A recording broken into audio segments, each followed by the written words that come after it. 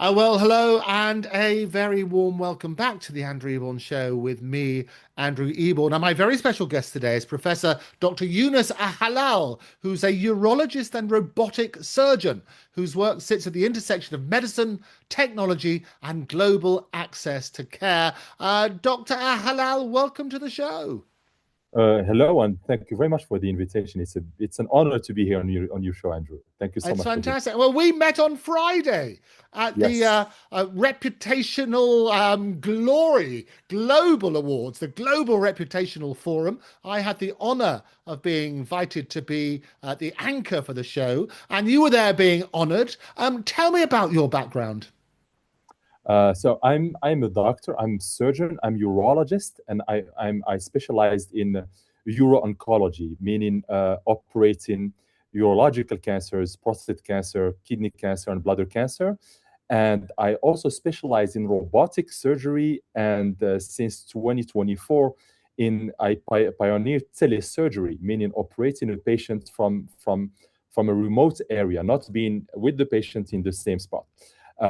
And so I work mainly between Morocco in North Africa and France, and I'm developing the robotic surgery program in Morocco, in North Africa, and in Africa as a whole. And it must be the very first time you carried out the robotic remotely. Talk to me about that because people are worried about internet connections dropping off and so on and so Yeah. forth. Talk to me about the very first time. What feelings were going through your head and what was that operation? All right, so the first time that was on November 2024, actually. So the idea was to conduct a telesurgery between Shanghai in China and Casablanca in Morocco over a distance of 12,000 kilometers, actually. 12,000 kilometers. So the idea initially emerged from a problem that we had when we started robotic surgery in Morocco, because in Morocco, before May 2024, there was not a single robot available. And to lead a robotic program, we needed to have robotic surgeons. And to learn robotic surgery, we need at least 2 years to train surgeons. Actually, we need to be with them, showing them all the steps, and being with them, mentoring them for a long period of time. And we thought about developing telesurgery that would shorten this gap, actually. So I would be able to operate from my hometown, from Casablanca, and operate people and patients all around the country. So to test this telesurgery, we needed to push the boundaries of the distance, actually. And we thought about doing this telesurgery over a world record distance of 12,000 kilometers between China and Morocco. And of course, we had in mind to, of course, the safety is the major thing when we do something like that. So we had one connection. It was a fiber connection, and we have two backup fiber connections, and also 5G and satellite backup connections. So even if the internet breaks at some point, we have different backups and different routes to make sure that the connection is always there, always stable, with a high speed internet, and of course with the lowest latency possible, actually. Yeah. And you talk about, I mean, remarkable when we think about the seismic advances in medicine. And big advocate, I talk around the world about AI, putting the AI into Britain is got to be good. When you're doing these sort of telesurgeries from Shanghai to Casablanca, as you say, 12,000 kilometers away, there's a human being who's under the Yes, knife, whose life is literally in your hands across that's right. continents. What's the scariest moment you've had to deal with one of these procedures, and how did you handle that fear? So the patient, actually, he was working in the government, actually, of Morocco. So when I because he had the prostate cancer, he needed to have his prostate removed robotically, and I told him about this project, this crazy project about doing telesurgery and placing Morocco like ahead and leading this kind of technology. So I was very excited. He told me, "All right, so if it's safe, I trust you, doctor. So let's do this together." So the scariest thing actually happened the nights before the surgery. That it's a mental thing. So when you go to bed, you start thinking about all the things that might go wrong. Actually, what if the internet breaks? What if the robot breaks? What if this happened? What if this happened? So I didn't have like a quiet nights of sleep the Right. night before the surgery. But as soon as I started the surgery, everything went smooth. And what was kind of assuring is that I had a local robotic surgeon there to take the handles in case something happened for the remote surgery part. So we had a robotic surgeon available there. We had a urologist there. We had engineers, network engineers, and we had the whole team there. Capable of taking the lead on the surgery in case something happened remotely. So everything went well at the end, and the surgery went really really smooth. Actually, it was like if I was there with the patients. And that's the brilliant thing about this, isn't it? I mean, you're a massive advocate, and I have been as well, about healthcare equity. For Yes. someone in a remote African village, for example, distance currently equals a death sentence for many conditions. How do you see this robotic technology basically equalizing that disparity? That's right. The major problem of in the access of healthcare is that we have millions of patients who lack access to this kind of expert surgeons. So, like now, when someone in a remote area, remote village, when he has, for example, cancer, prostate cancer, or something like that, you said it correctly. It's like a death sentence. And now with telesurgery, we don't need to have the expert travel to this remote area or having this patient travel to us. Actually, the expertise will instantly travel to the patient, who will be able to get access to this expertise remotely. And I think this will minimize the disparity, the disparity in the access of healthcare, actually. Yeah, and it's phenomenal in terms of what's happening there. And you are literally saving lives, not just locally, but around the world. You're also training surgeons internationally. Talk to me about that. Actually, one of my functions actually is to train surgeons to do robotic surgery. What happened? It all started when we when we wanted to launch robotic program in North Africa. So we had investors who were willing to get robotic platforms, and the problem we had is to have robotic surgeons to do this robotic surgery. So I started training robotic surgeons in Morocco. And before that, I was working in the University Hospital of Nice in France. And since we started robotic surgery on 2015, I was able to train 2 surgeons per year, actually. So I had many surgeons trained doing robotic surgery in France, many surgeons doing robotic surgery throughout the world. Like we had interns coming to France and getting this expertise.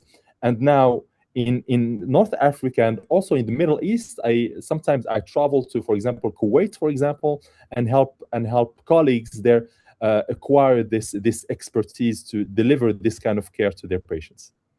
It is absolutely phenomenal. And I'd say more and more people are embracing it. There are obviously challenges as well. We talked about latency, connectivity drops, cybersecurity threats. You're essentially That's doing surgery over the internet. You talk about some of the safety nets, if you like, about that.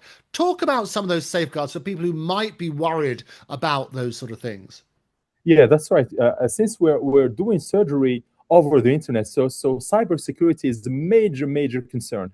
And so let's imagine you have a hacker who can hack into the system and do something to the patient. So this that was a major concern. So we have very sophisticated encryption protocols and firewalls to prevent this kind of incursion, actually. So this is a major concern. And the other thing is the latency. I'm gonna tell you about the latency that we had to face in this longest telesurgery.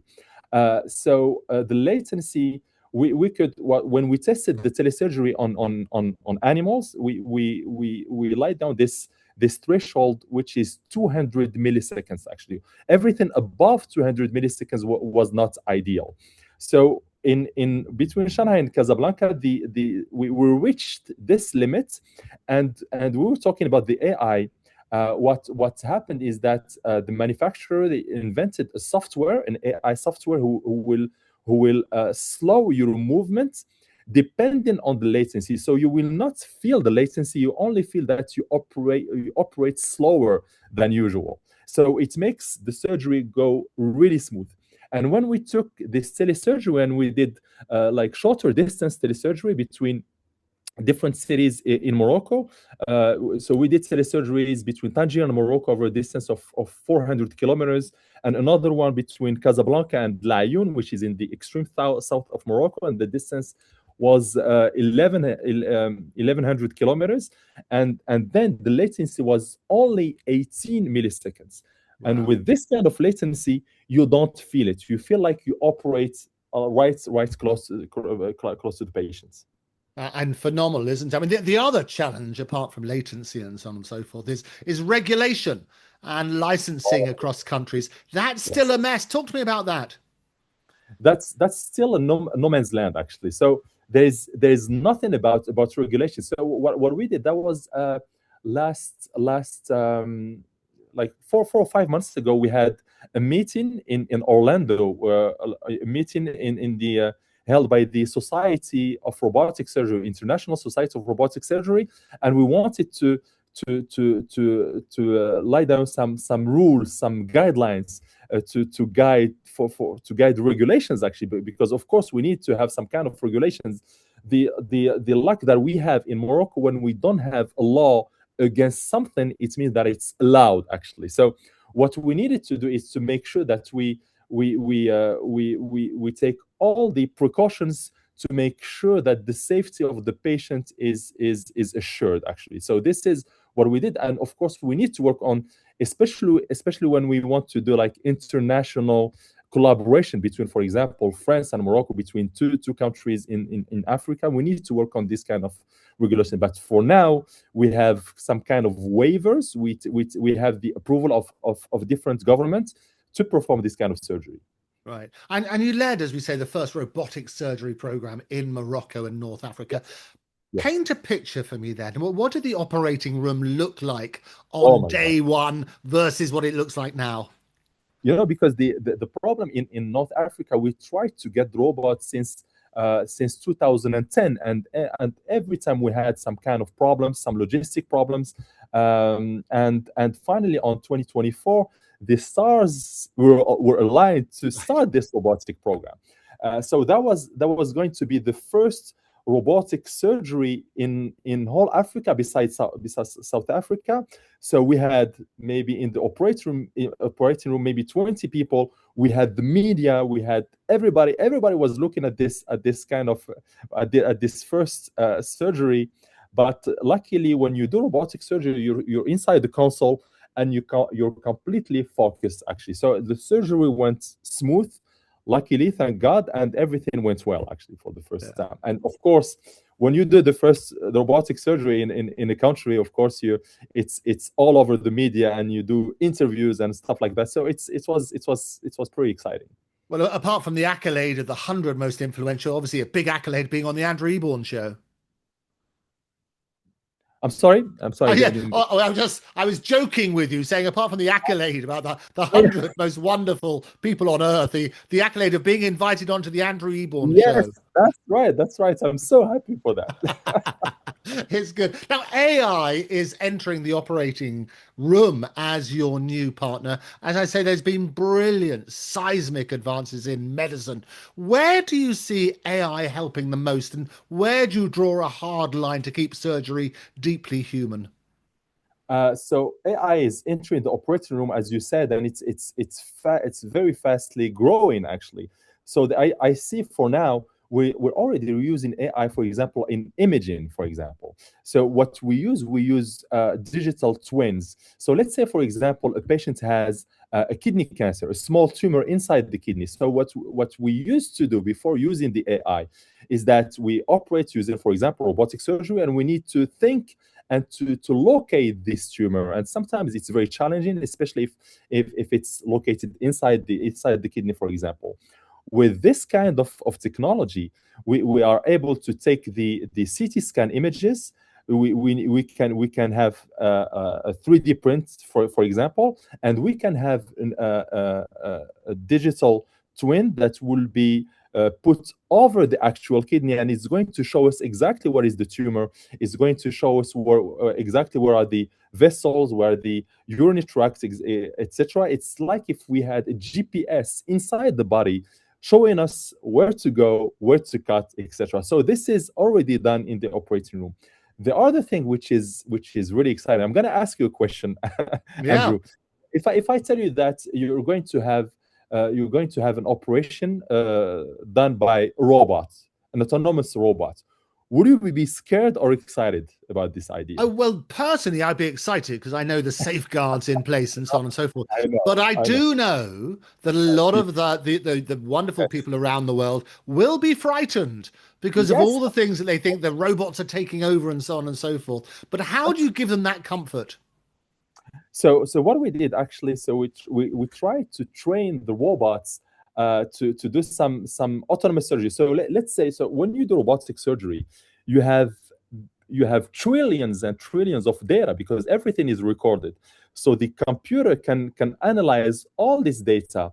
And we also have clinical data concerning the patients, like the recovery, like the recovery of functional outcomes, like erection after prostate cancer surgery, etc. So the idea is to combine the optimal movements with the optimal results. So this is what we're trying to do. We're trying to teach the robot to reproduce the optimal sequence of movements to have the optimal results for the patients. And this is what we're doing now, and it's not ready yet, but it's going to happen in the future. And if we can prove that robotic surgery performed by robot will give better outcome, so I'm sure that in this kind of surgeries, it will replace the surgeon, the technical part in the surgeon's job. Of course, all the counseling being beside the patient, explaining everything, etc. And the decision maker will always be a surgeon. But all this technical part, I think, is going to be led by an autonomous robot in the Yeah, future. and it is interesting. I always say, look, prevention is better than cure. And if every patient, every doctor around the world had access to the best learning through AI, and that information is shared and information is power effectively, that's got to be a good thing. It's like sitting in front of the world's experts, all looking at your one particular condition. That's a really bright future, isn't it? Yes, yes, that's right, and it's going also to help us in prevention, as you said, because we're going to have billions of data for each individual, and the all this computer, this AI softwares, they would be able to tell you, all right, Andrew, if you want to avoid having, for example, this kind of disease, you should do this, drink this, eat this, etc. And this is going to be a major thing happening in future medicine. Yeah, and fantastic. We're talking about future medicine, and your vision is obviously that distance should no longer determine the quality of Yes. care. Anybody, anywhere in the world can get the best possible treatment. Paint a picture of what medicine is going to look like in 5, 10, 15 years' time.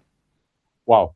So in 5, 10, 10 years time, I think that we're going to have robots connected actually. So for example, if we want, if I can, we're going to have like a bunch of experts connected all around the world. For example, let's say I'm a robotic surgeon, not ready to be completely autonomous, and I have a difficult case. I can just go to a chat and say, listen.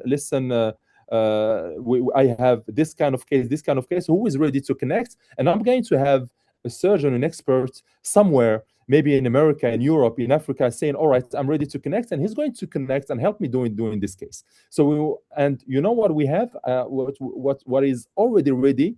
I saw that in China actually. So they developed what they call an OR truck, operating theater truck. So you have an operating room inside the truck, and the truck will go from small village to small village, having surgeries done there remotely by a surgeon. So the surgeon won't need to travel from village to village to perform the surgery, and we can leave the patients in their village. So this is the first thing. The other thing, I think that the robots will be autonomous. So this already happened in China. So you know that in China they have one totally uh, dehumanized hospital. So a hospital with only robots without any human there. So from the secretary to the robot doctor, they don't do surgery yet. So for example, you can work in the hospital being with first the secretary, and then having a conversation with the doctor robot, who is going to ask you about your symptoms, and then he can generate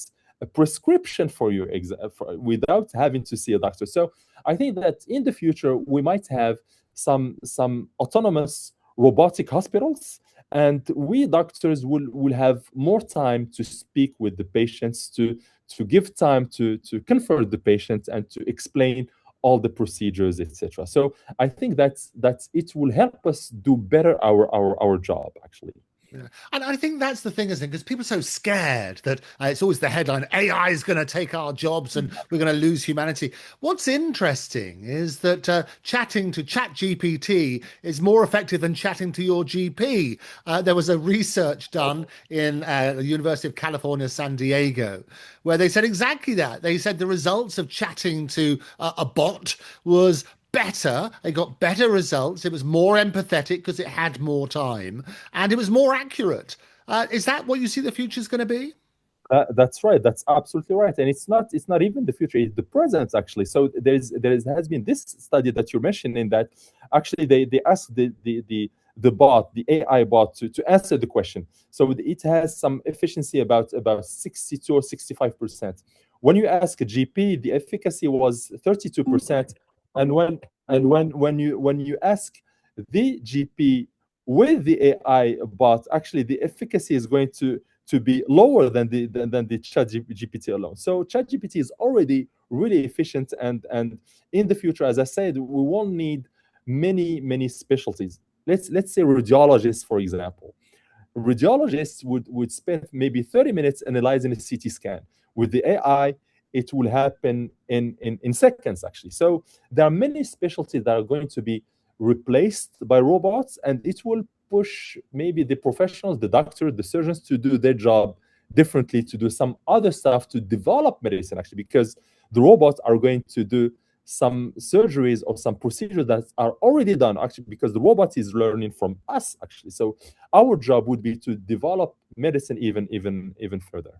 Yeah. And it is interesting because a lot of people that medicine is that sort of ultimate career, like being a lawyer and so on and so forth. So they do that. What do you see of the role for human doctors then in the future if robotics and AI is effectively bringing all these efficiencies, bringing all these improvements and can do the job a lot better? What's the role of the human doctor in all of this?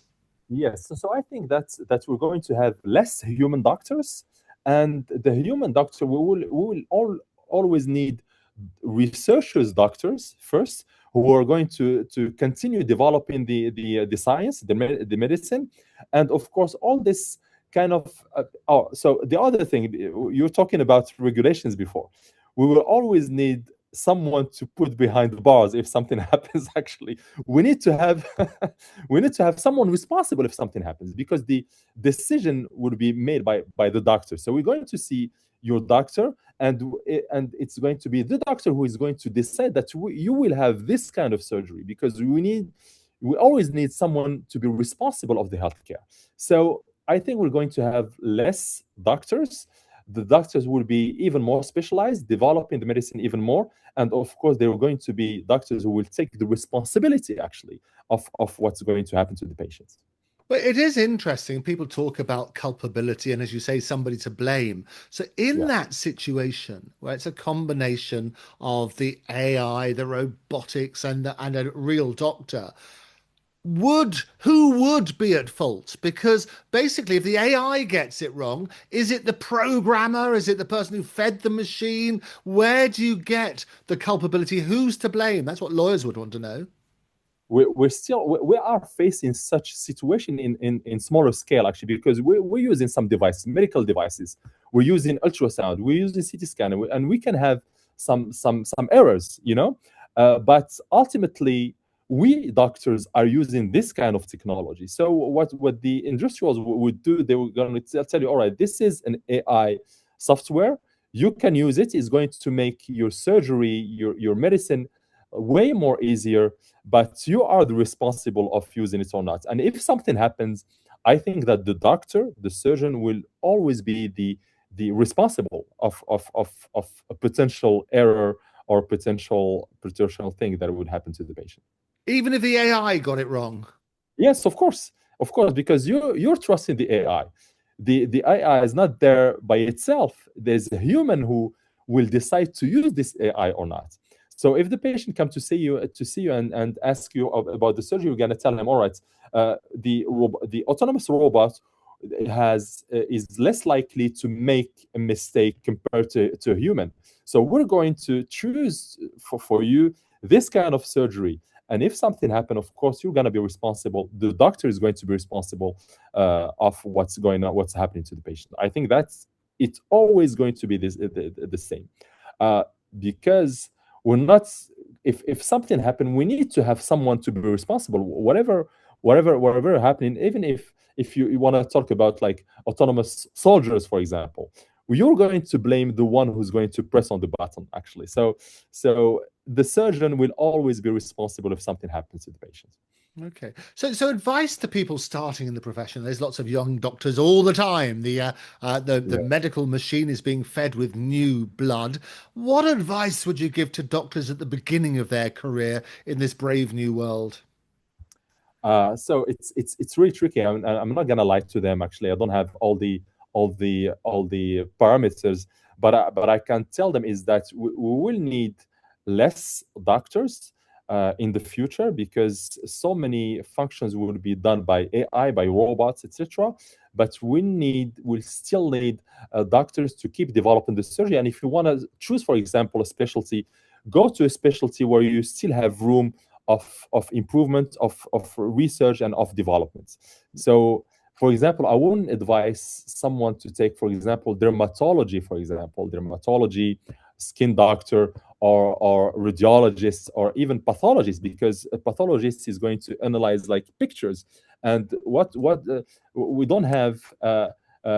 We cannot compete with robots in analyzing pictures, like in radiology, in pathology, etc. So go for a more technical specialty, and try to be the best doctor you can in advising the patients. You need to have some kind of empathy, work on your reputation, and of course try to develop the medicine, and through research we still are going to need you actually in the future.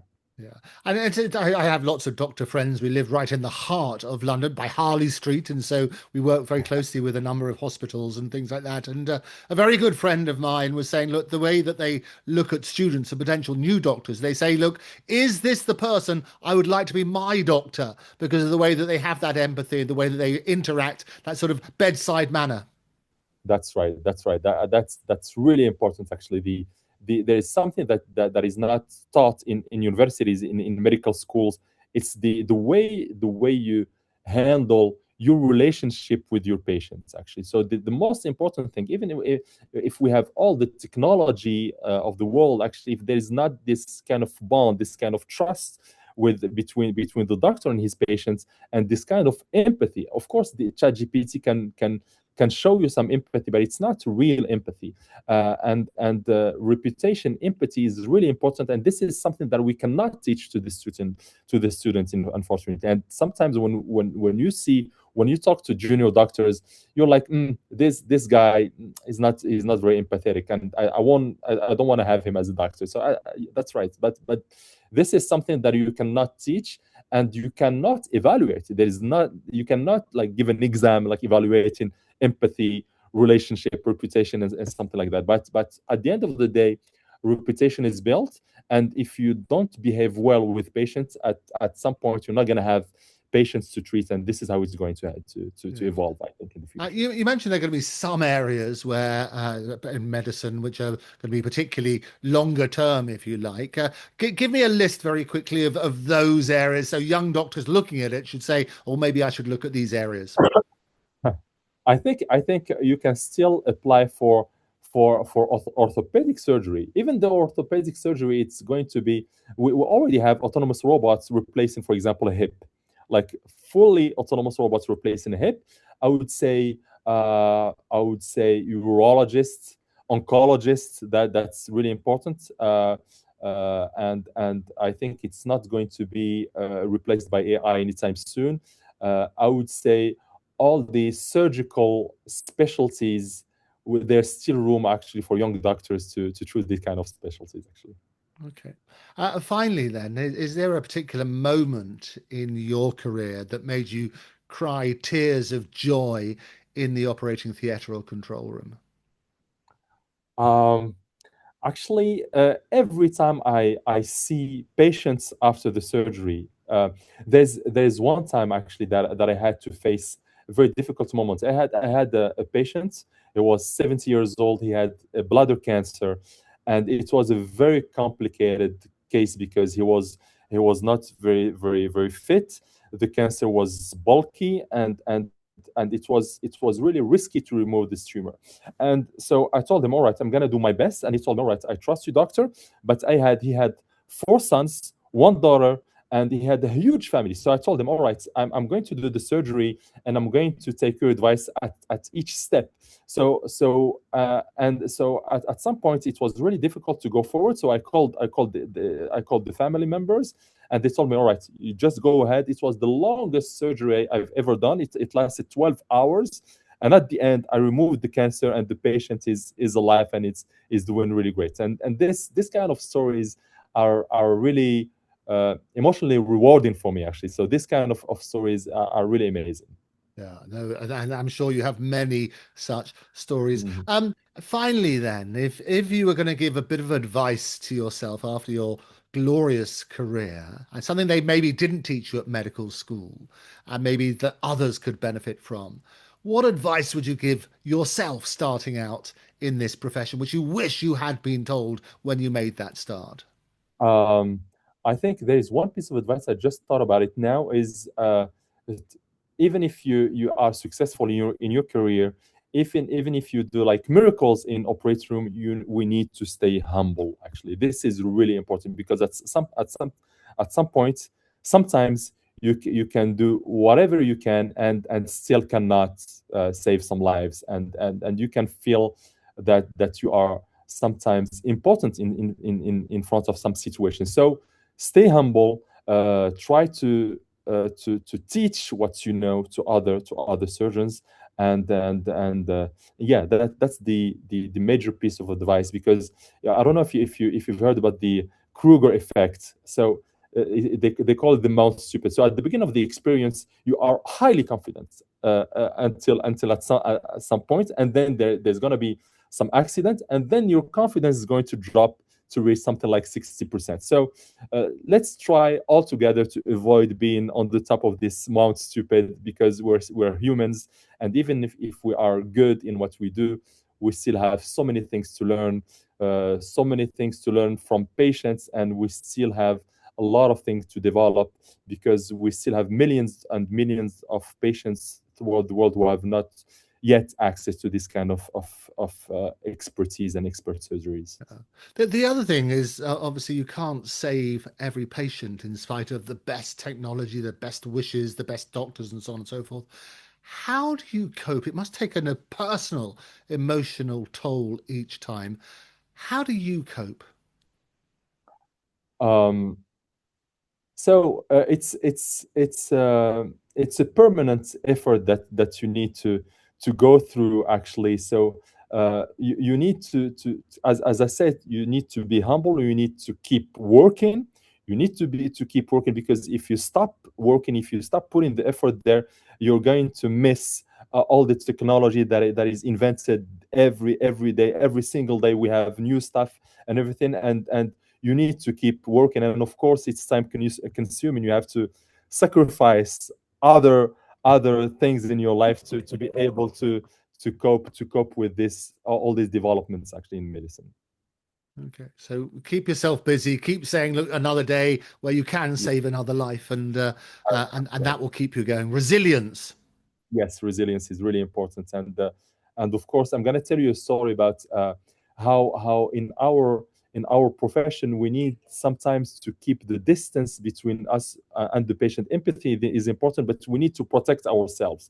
I remember I had to take care of a lady, a patient. She was 60 years old and she had a huge kidney cancer, and it was really difficult because that cancer was sticking to the pancreas, so it was really bulky and attached to many vital organs. And I told her if we go to surgery, we had 10% chance for her to survive. And one day before the surgery, she wrote me a very touching email, telling me that consider me.